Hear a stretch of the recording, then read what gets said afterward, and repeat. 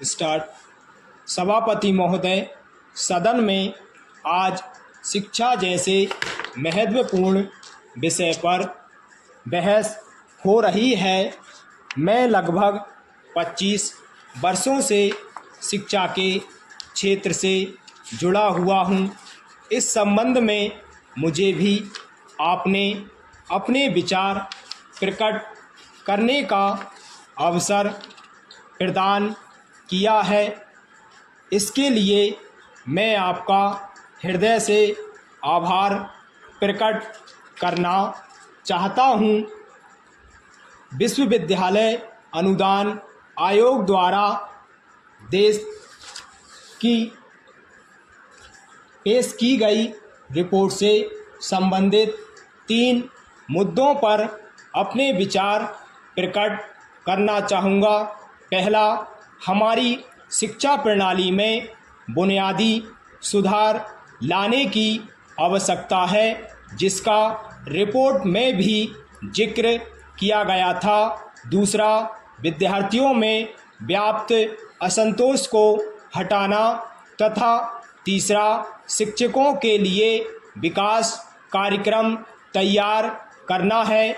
मैं समझता हूँ कि कई वर्षों से शिक्षा प्रणाली में परिवर्तन नहीं किया गया है। देश की परिस्थितियों को ध्यान में रखकर शिक्षा प्रणाली बनाई जाती है।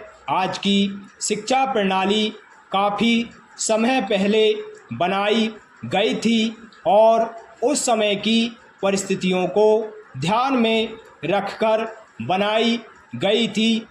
देश की उन्नति के लिए आज जिन साधनों की आवश्यकता है, उसी आधार पर आज शिक्षा प्रणाली बनाई जानी चाहिए।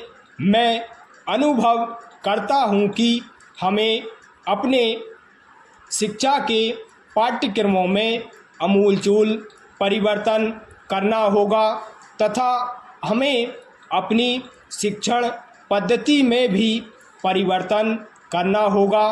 पैरा अध्यक्ष महोदय, मैं आपसे निवेदन करना चाहता हूं कि शिक्षा जैसे महत्वपूर्ण विषय पर चर्चा करने के लिए कुछ अधिक समय दें, ताकि सभी सदस्यों को अपने विचार प्रकट करने का अवसर मिल सके और इस संबंध में कोई ऐसी नीति बन सके जिससे देश को लाभ मिल सके।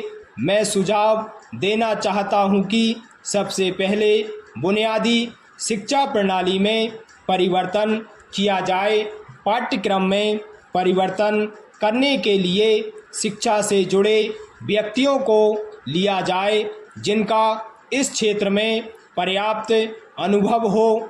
जब तक अनुभवी व्यक्तियों को शिक्षा प्रणाली में परिवर्तन करने के लिए नहीं चुना जाएगा, कोई ठोस परिवर्तन शिक्षा में नहीं हो पाएगा। हमारे मंत्री महोदय जब जिले या प्रांत का दौरा करने जाते हैं तो रेस्ट हाउस में जाकर ठहरते हैं। देहातों में जाएं तो उनको असली हालत का पता चले, लेकिन वे रेस्ट हाउस में जाकर ठहरते हैं ताकि उनको कहीं लू ना लग जाए। इसलिए मैं निवेदन करता हूं कि उनको गांवों में जाना चाहिए। वहां जाकर उनको किसानों की तकलीफ़ों का एहसास हो।